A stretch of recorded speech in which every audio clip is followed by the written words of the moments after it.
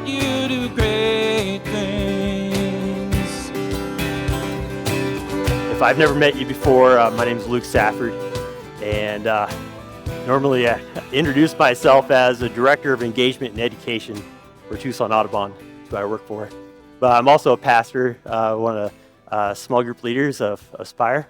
And so outside of my work here at Aspire, my normal work is working with birds and inspiring people to protect and enjoy birds. That's what I do, along with being a Christ follower and everything else. So why I bring that up is that, so we've been talking about stories for the past 3 weeks. We've talked about your story, and then we've talked about their story, so like listening and connecting to people and their stories.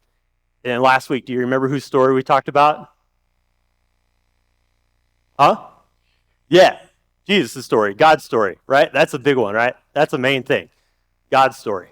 And so this week, what we're going to do is we're going to bring those last 3 weeks all together and talk about our story together.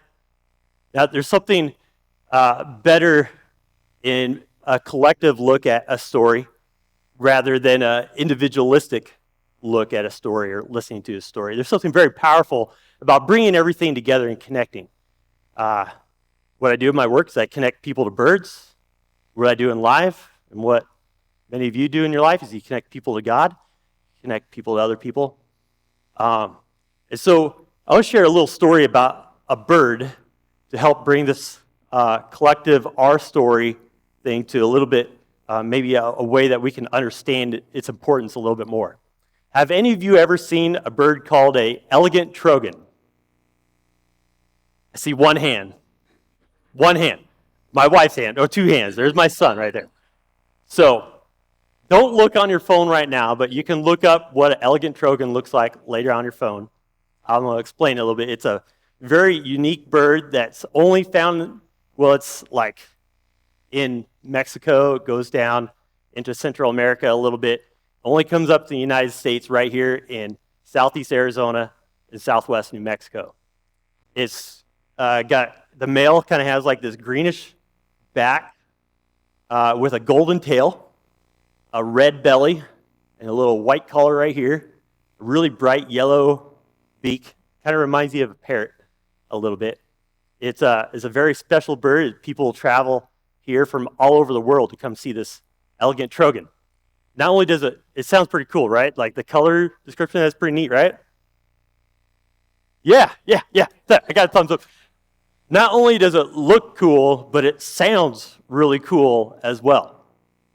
So I'm going to try and imitate it a little bit. It sounds like a mix between a seal and a dog and a turkey and a frog, all mixed together. Okay, it sounds like, I'm not joking. You could listen to it later or come to me later and I'll play it for you. That's exactly what it sounds like.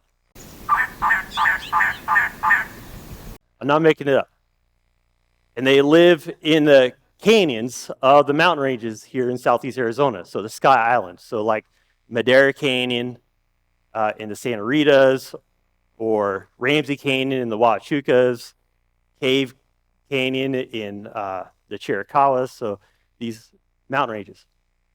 Now, there's not a whole lot known about this bird, so what Tucson Audubon has been doing is doing these surveys for the past, I don't know how many, I can't even remember how many years, I should have looked that up, but for a lot of years, these surveys where we send people out into these various canyons of the Sky Islands at the end of May, first part of June, to do surveys and see how many we see and hear in these canyons so that we can have a better understanding of the elegant trogon.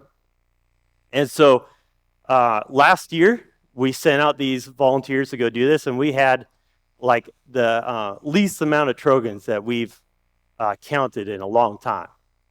It's only like, I think it was less than 100. So like the past few years, I think it's been like closer to 200. But this is like 75 or something like that. Really low numbers. Maybe due in part to drought or something else. But we also heard of trogons coming in later than normal because they usually winter further south and they come up into the more northern latitude areas to breed. So we did hear some coming in a little bit later. So that's the story here is we sent out these people to go do their routes.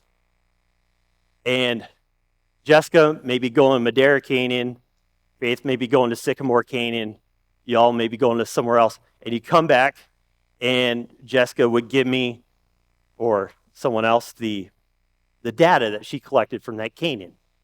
We heard 2 trogons, and we saw 1 female. Faith brings her back, hers, findings out, and we didn't hear any. We didn't see any. And then Stephanie comes back and says, I not only did I see 8 trogons, but I saw a bear and a rattlesnake.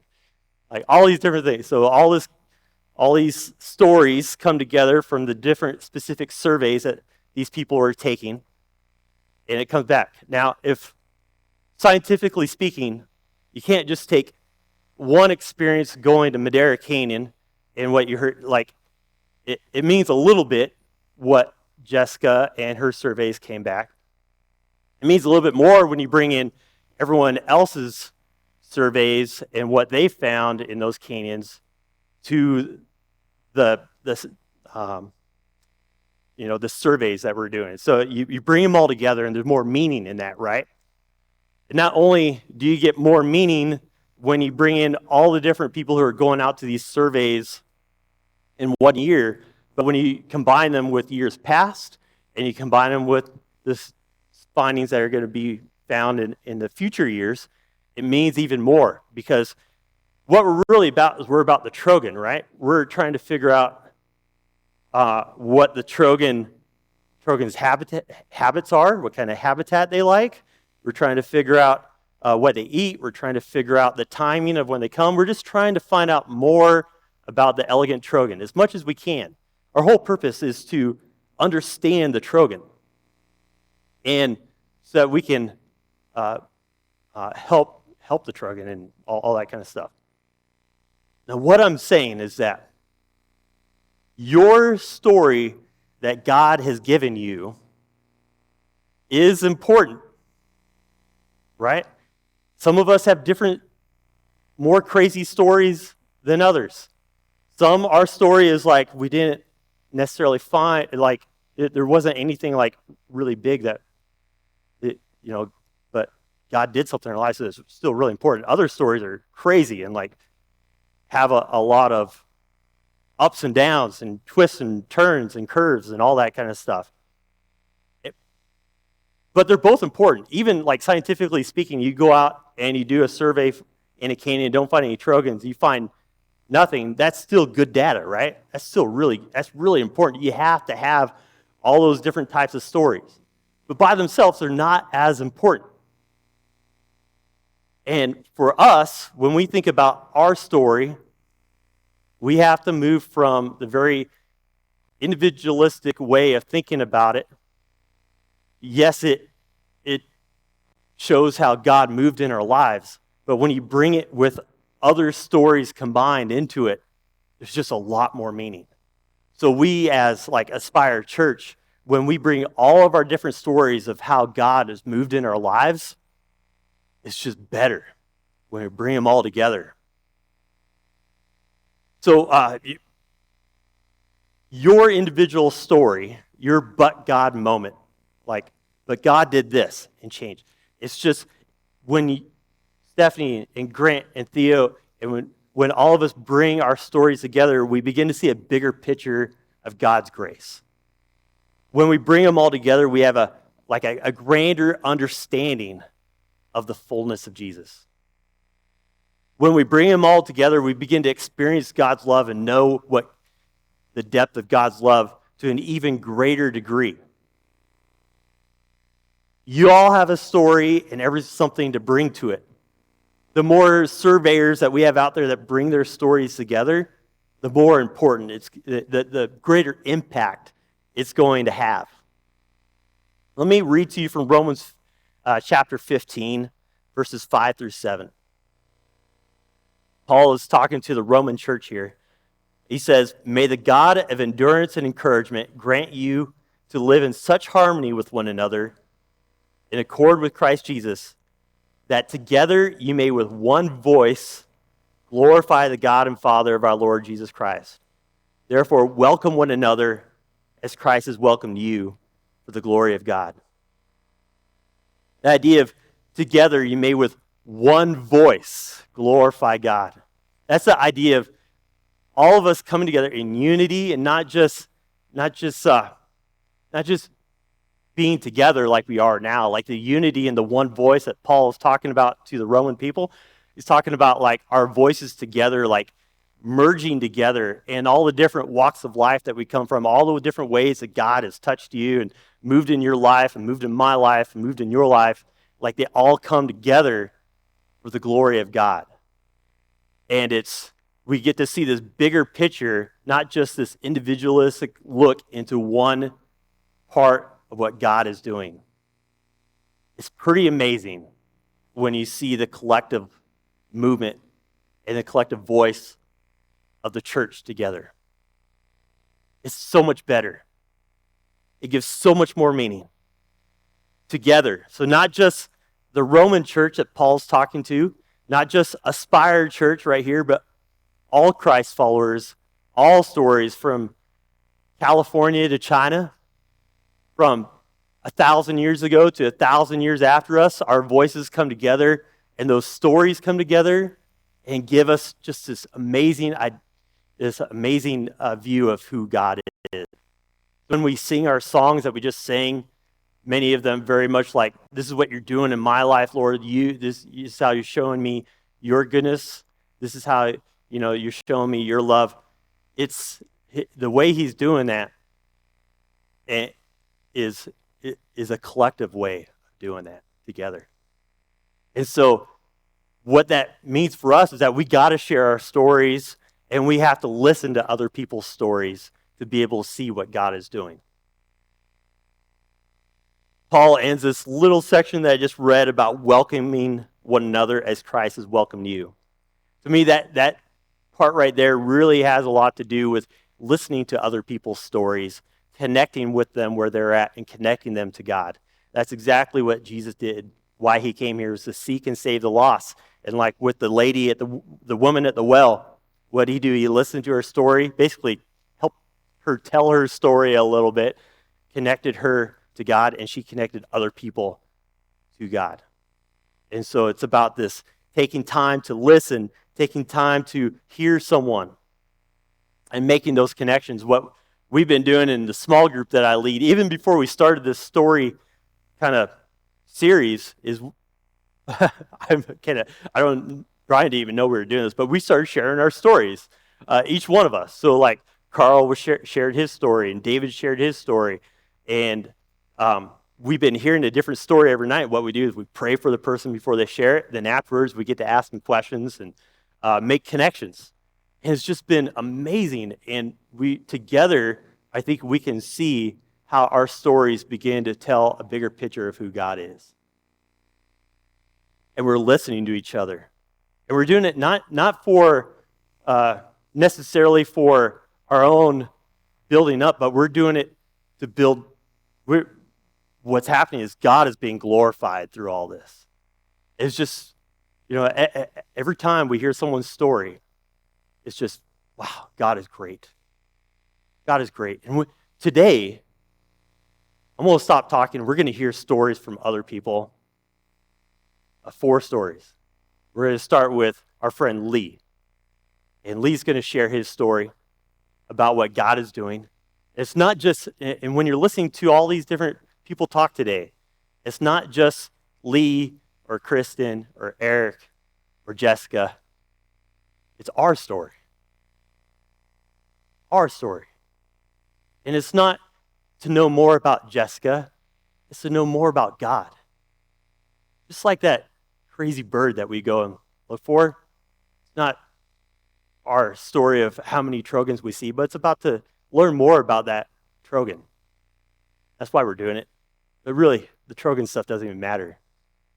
God matters. God is great. And you know how I know that? It's because I've heard Foster's story. And I've heard Carl's story. And I've heard how he talks to people, and it's reminded me how good he is. So let's watch this video that Lee made for us, and then we're going to hear live from a few people, another video, and then we'll get to share our stories with each other later. Here we go. So my name is Lee, and I grew up in a large family. And when I was young, there was 5 of us in the family. My mom divorced when I was born, and so she remarried a couple of years later. And so there was a total of 10 kids in our family once we had the 2 families together. And in a family that size, I was able to pretty much disappear. And so I didn't really feel like really part of the family often. So I'll give you an example of that. When I was 5 years old, we were camping. It was near Mount Rainier. And there was trails there, and there was just farmland nearby. And somewhere along the way, I encountered a Black Angus bull that was on the trail. So the 2 of us took off, and I was screaming, and this thing went the other direction. Well, the trail we were on was a loop. And as we came around on the other side of the loop, I was running alongside this giant Black Angus bull. And my family was not too far away in the campground, so I ran towards them, and everyone piled into the family station wagon. And when I got there, they had locked the doors. So I pretty much knew when I was young that I was on my own, and that was a challenge for me. And so my mom divorced again, so we didn't have a father figure in the house. But the place we were living, we had a pastor that lived nearby, and they talked about Jesus, and they talked about God, and how that God was a heavenly Father, and that was attractive to me, that there was somebody that would be there, unchanging, there forever, pretty much. And so I made a decision when I was about 12 years old to accept Christ and to be baptized. And there was a little bit of a delay because the pastor wanted to baptize my entire family, and successfully, myself and 3 of my brothers, my sister, and my mom were all baptized on the same day when I was about 12 years old. And so later in life, it was nice to have a relationship with Jesus, and there was just a lot of challenges that I kind of sailed through because I had that trust, I had that confidence. And when I was in college, I got married, and my wife and I were married for 32 years. And in the last couple of years, she had developed a aggressive form of cancer, and she passed away just a couple of years ago, just before the pandemic. And so I was alone again, and thankfully, I have a relationship with Jesus, and I've got God as my heavenly Father, and that's been a big comfort for me. And I have complete confidence that I will see her again, and that the time that I spend here is all profit. I've got all my friends, I've got my church family, I've got the participation in the worship team, men's group, you name it. I mean, it's just this is a really good time for me. But I couldn't imagine it without God and without Jesus. Awesome. Thank you so much, Lee, for that video. It is absolutely amazing to hear other people's stories, just like Luke was talking about. So take a moment to think about that. But I'm going to welcome up Jessica, if she would come up here. And we're going to have her share her story with us as well. Here's the mic. So thank you for being with us, Jessica. You're welcome. Yeah. So tell us your story. I love writing. That's how I kind of process my feelings. So I'm going to read to you what I wrote. So I'm honored to say that I was blessed with parents who consistently took our family to church for as long as I can remember. Church was a happy place for me, where I remembered the smells of sugary, fresh, glazed donuts, the sounds of hymns played on the piano, and feelings of excitement while playing hide and seek on Wednesday nights in the 3-story building that was known as Birchwood Baptist Church. My earliest memories of my pastor were of him smiling, wheeling his paraplegic wife, Kay, around in a wheelchair, always making time to talk to not only adults but kids. Over time, Pastor Jim and his weekly prompts to surrender one's life to Jesus began to take root, and I knew that I wanted to commit my life to following him. I trusted what he said because I saw Jesus in his life. One night when I was 8, I felt overcome by a spiritual presence in my bedroom. I remember crying, I started to shiver, and I went and got my mom, and I told her I was ready. She led me to Christ in my bedroom in Kansas City, Missouri in 1985. Strangely enough, I believe that a true call to ministry for me happened after that day. I felt so certain that I would marry a pastor one day who had the same gentleness that I saw in Pastor Jim. After I became a Christian, my grandmother, who lived down the street, began to spend more time with me, teaching me about taking one day at a time in my faith journey. She was no stranger to suffering, and we seemed to have kindred spirits. She was a true victim of real depression that she struggled with her entire life. I felt a sadness like hers off and on as early as I could remember as a child, and she was the only one who could see and understand it. She had this remarkable ability to pray all throughout the day under her breath, depending on God to get her through each difficult moment. I wish I would have watched my grandmother Ruth more closely because the pressures of life began to take hold in public high school. I had some close friends who did not love Jesus. Instead of being a witness to them, I just joined their empty lifestyle. Well, later, God opened doors for me to move across the country to be a student at Grand Canyon University. For the first time in my life, I made Christian friends who challenged me to grow closer to God. The summer before my senior year, I was awarded an internship to be a student at Focus on the Family in Colorado Springs. Excuse me, sorry. It was 1998. Upon arriving with 30 other students, I met my professor. His name was John Eldridge. He had lost his best friend in a rock climbing accident just 2 weeks before the summer session started. He was in utter pain, and he poured out his heart to us, making us purposely question our faith. He said, this was in 1998, that there would be a day when we would be forced to confront a culture that has no absolute truth anymore. He also said that true Christian growth is messy, like a bunch of lines scribbled all over the place on a whiteboard. Well, God's plan for my life seemed to be nicely unfolding as I returned from my summer experience, only to meet Brian Hook. Yes, he was a gentle pastor, but things were messy. He was the victim of divorce, and he had 2 kids. He was also a trailblazer by nature, which completely contradicted the stability that I was raised with.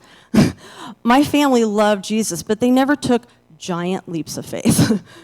Brian also wanted to start a church, like from scratch. My faith journey took off like a rocket ship blasting into space the day I said I do to Brian in 1999.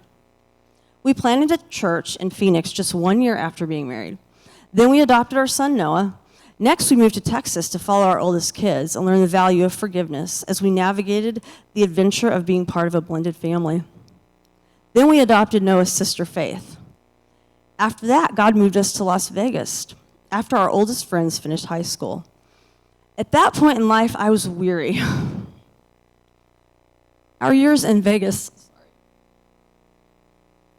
I don't have that much more. No, take your time.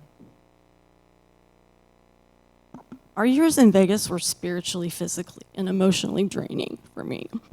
In 2016, Brian and I both heard a call to plant a church again when we were sitting at a service at Hope Church in Las Vegas. But this time it was Tucson. I questioned God over and over again about this. And God was clear. We were going, and the name of the church would be Aspire. I really didn't understand because my life had become messy, like on a whole new level, just like John Eldridge said that it would. Unlike Kay from Birchwood Baptist Church, I was not a paralyzed pastor's wife in a wheelchair. I didn't need my husband to push me around like I remember Pastor Jim doing so cheerfully. I was indeed paralyzed, though. The darkness of depression always loomed around the corner, and Brian never knew when it would strike, shifting all responsibilities onto his plate. for days and sometimes weeks at a time. I just remember asking, why, God, would you call me, somebody like me, to lead a church now? And I asked, and I said, I'm not the type of person who can do this. But God said, actually, Jessica, you are exactly the type of person I need. Your brokenness is what qualifies you. You see, Jessica, people can't see me. They can't know me and depend on me unless they themselves have fallen apart. And they won't grow unless you show them the beautiful mosaic of painful pieces that I saw long before you were born. So what's different about being a Jesus follower? Is life easier? No. Pain still exists in a fallen world. But this pain has purpose. It points us to a Savior who loves us and who gives us life. He's really the only source of love. So if you haven't made that decision to step forward and you've never experienced that kind of love, I encourage you to talk to somebody. Talk to me, talk to Rob, just talk to anybody. That's all. Wow, thank you so much, Jessica. I have a question for you. Yeah, give her a hand. Absolutely. I do have a question for you. Out of that, is there any verse that really stands out to you that means a lot to you? Well, it's interesting. I had referred to my grandma, and I just remember I would always kind of see her. She took her time, and I felt like she really did pray a lot. She just depended on God, and it was just like a steady way of life for her. So Romans 12:12, I just wanted to share that because that just reminds me of Ruth. And it's be joyful in hope, patient in affliction, and faithful in prayer. Oh, thank you so much. Here, I'll go ahead and take that. Thank you, Jessica. Yeah, give her another hand.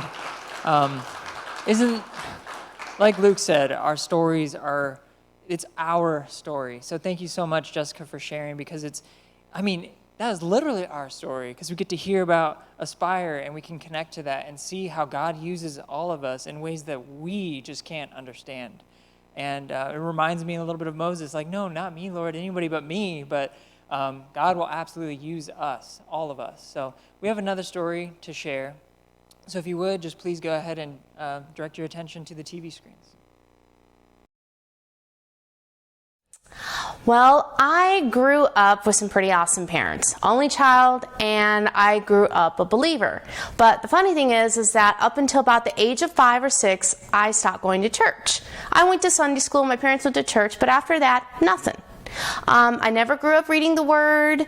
I knew a little bit. I knew honor thy father and thy mother, which my dad loved to tell me every time I got in trouble. And as I got older, my mom would always say, at Christmas time, remember to tell Jesus happy birthday. But I never really engaged, so I was really kind of unchurched, if you will. And as I got older, and young and dumb, making a lot of mistakes, I really just kind of pushed God aside. I believed, but I didn't have any understanding.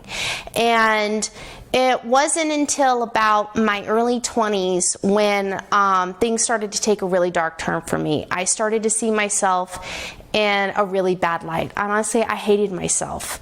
I didn't think I was worthy of anyone's love, let alone God's. And the more difficulties I experienced about 15 years ago over time, it just really built on, and I had gained a lot of weight.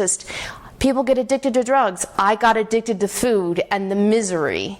And I just wanted to deal with it on my own. I didn't talk about it. It was very hidden from me. I'd cry myself to sleep. People would think, oh, she's so great, she's so personable. But honestly, I was just dying inside. I was miserable. And about 4 years ago, I went on a weight loss journey. About 5 years ago, I went on a weight loss journey and lost about 82 pounds in the span of 16 months. And that was great. My physical health had improved, but I looked great, I felt great. But really, honestly, it only made it worse. And I just felt so empty and just so lost, like I didn't fit.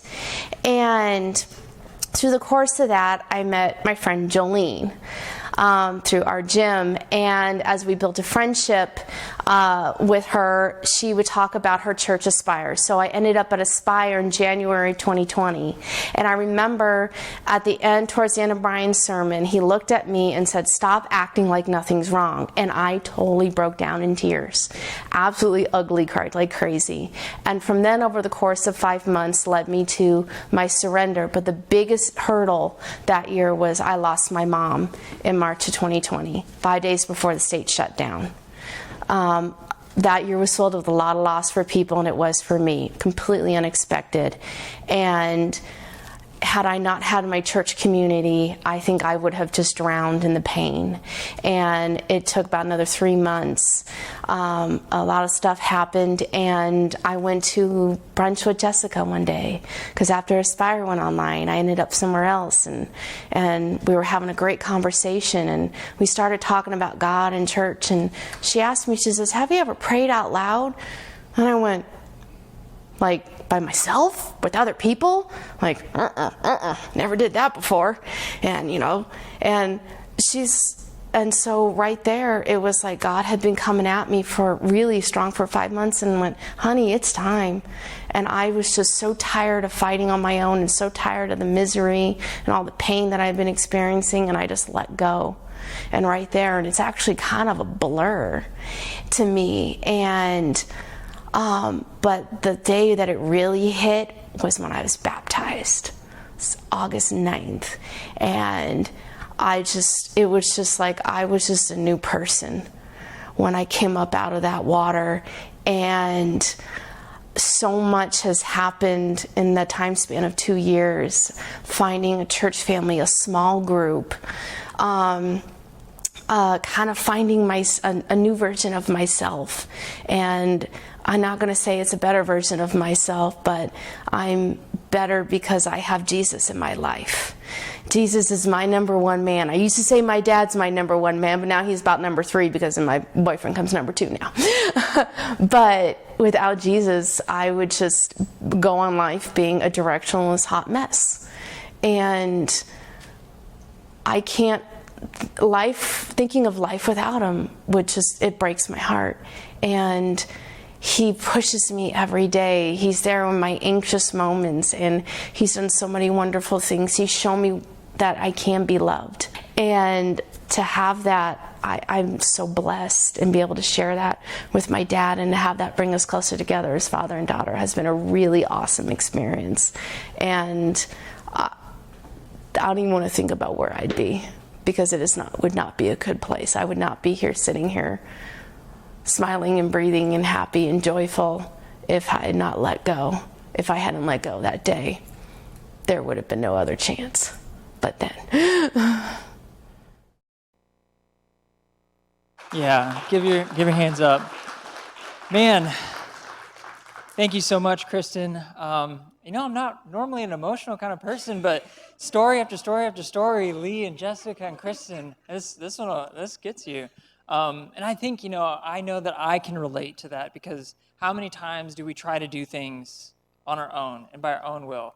Even us Jesus followers, we do that. I do that all the time. So thank you so much, because it's something I can relate to, and I know that God is in control, and he'll take control of those things. So now I'd like to bring up my friend Erik here. So Erik has been helping us out with students recently. Some of you know him, some of you don't. I've known Erik we've tried to figure this out. I think it's been about 7-8 years or so. Close to that, yeah. Yeah, something like that. So Erik, would you please tell us your story? Sure. I got about an hour, right? No. Just under that. All right. I'll try to keep it brief. When I was 5 years old, I knew God called me to the ministry. And I was in love with God. I wanted nothing more than to go to church every week and just hear about God. But somewhere along the way, life happened. And you know how life does. It throws curveballs at all of us. And the curveballs it threw at me were more than I felt I could bear. And I turned my back on God and walked away. I grew bitter and angry, and I wanted nothing to do with God.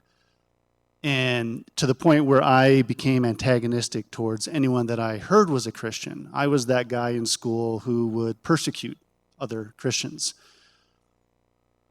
But at the same time, I was hungry for the divine. I was hungry for the supernatural or something, and I began to seek for it. But in everything other than God, I got involved in drugs, heavy into drugs. I tried Buddhism, Taoism, Satanism, witchcraft. I got really heavy into Native American shamanism and everything I could to try to find meaning and purpose, but apart from God. And about early part of 1993, I began to have these dreams. And at the time I thought they were prophetic, and I still do, but they were this reoccurring dream every night, night after night after night after night, where I was being pursued, and I got shot in the back and killed.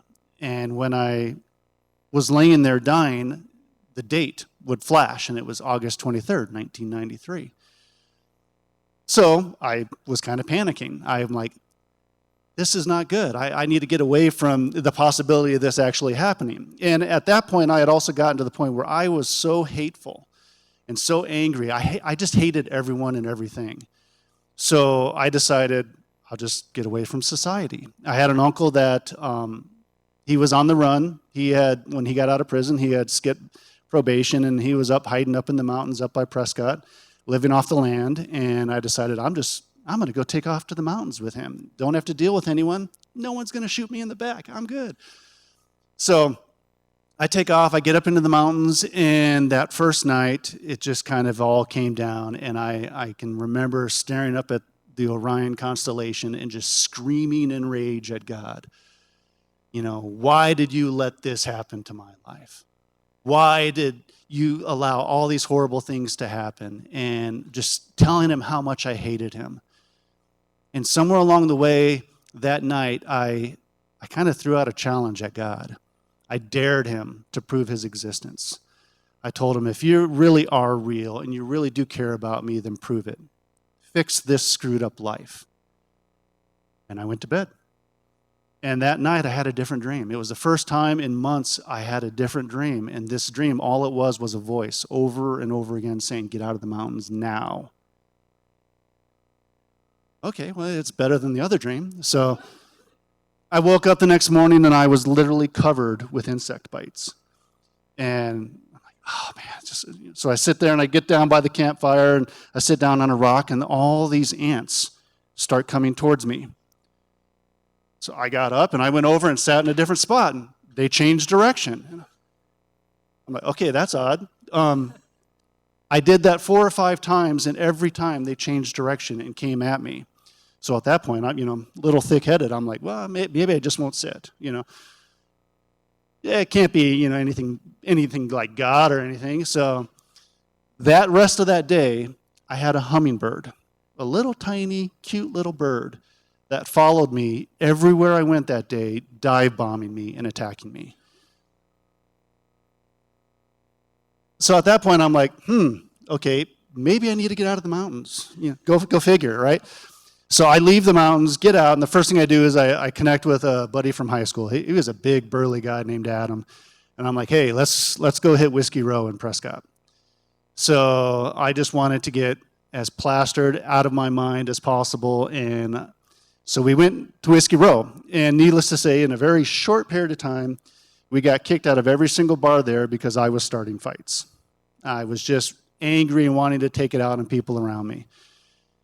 So at that point, we're walking down the sidewalk, and I'm just angry and bitter, and there was a street preacher on the corner witnessing to people.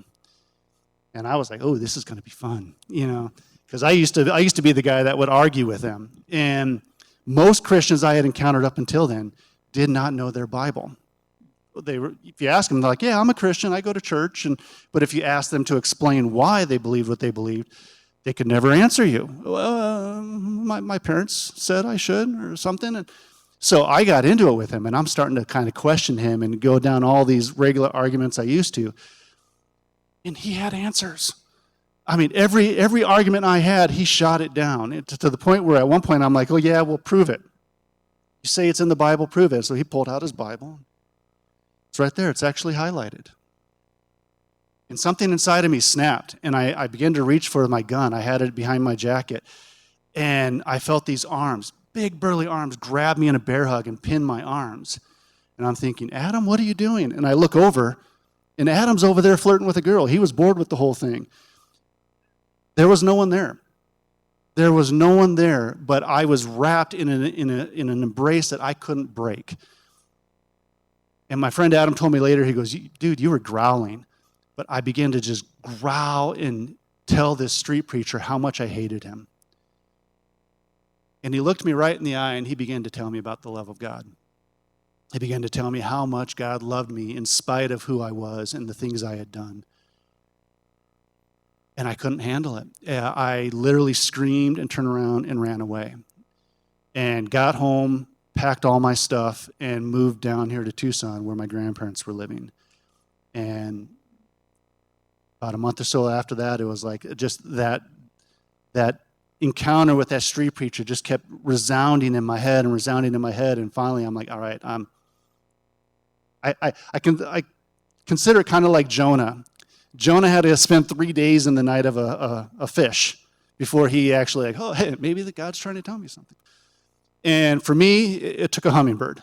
But at that point, I'm like, okay, God, I'm done. I'm done running. I'm done trying to do things on my own. You answered that challenge, that prayer up on the mountains in a way that I defies logic. So, and that's when I started going to church, and I threw myself in 100%.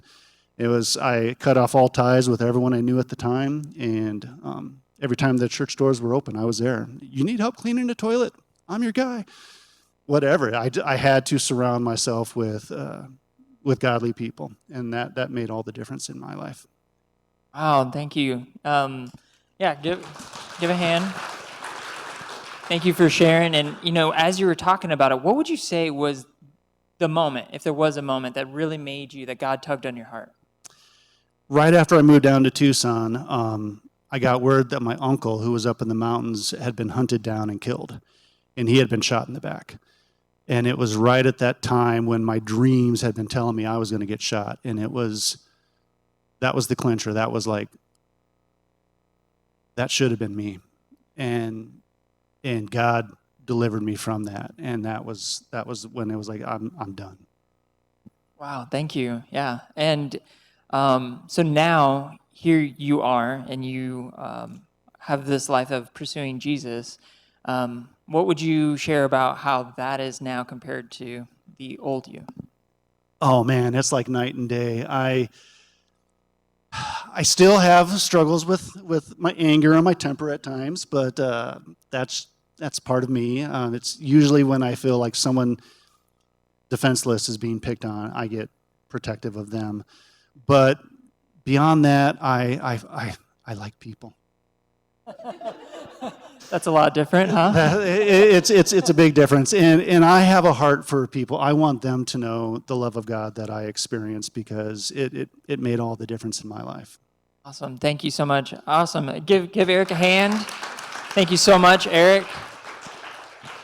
So we've gotten a chance to listen to a few different stories today. I'm going to invite the band to come back up, but I want to take a moment to pray and first just talk about, we each have our own story. Like Luke said, we talked about our story, my story, their story. We talked about God's story last week, and now this is our story, and it's a collective story. We're all in this together, and the things that affect you also affect every person here. The things that God is doing in your life affects other people, and so it's really good for us to take this time and hear from other people and hear about the people that are in our family. This is our family here at Aspire. So thank you so much, everyone who shared. Let's give one more. It takes a lot of courage to share, so thank you guys all for sharing. Let me pray. God, thank you so much for what you've done in our church. Thank you for all of the people that have been so courageous to share their story, because it is so much vulnerability. But we do it because you are amazing and you're worth it. And what I heard in each of those stories is that it's worth it for you, and we want others to know about you because you've done something in our lives So it's worth sharing. It's worth being vulnerable. It's worth opening up and letting go of ourselves, not trying to do it on our own, because you absolutely are worth it and you take care of us. So I thank you so much for a day like this where we can take a moment to hear from our family. And we just want to take a moment to continue to worship with you for a little bit. And thank you so much, God, in the name of your son, Jesus. Amen.